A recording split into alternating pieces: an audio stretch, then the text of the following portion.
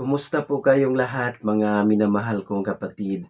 And welcome po sa part 8 ng ating Bible study tungkol po sa salvation. At ang topic po na ating pag-aralan ay tungkol po sa pagsisisi o repentance.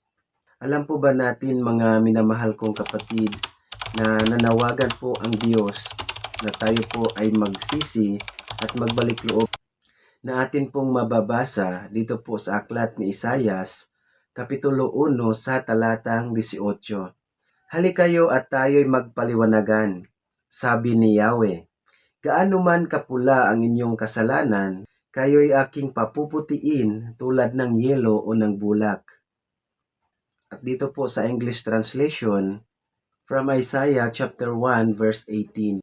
Come now, and let us reason together, saith the Lord, through your sins be as scarlet, they shall be as white as snow. Be thou bereaved like crimson, they shall be as wool. Hallelujah. Dito po mga minamahal kong kapatid, ang nais po ng Diyos ay tayo po ay magbalik loob sa Kanya. Tayo po ay inanyayaan ng Diyos na lumapit, magsisi. Alam po ba natin mga minamahal kong kapatid na ayaw po ng Diyos na mamatay po ang isang tao na nanatili sa